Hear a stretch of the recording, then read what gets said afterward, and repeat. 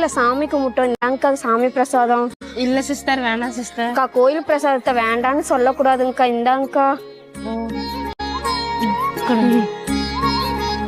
சரி, தேங்க்ஸ்.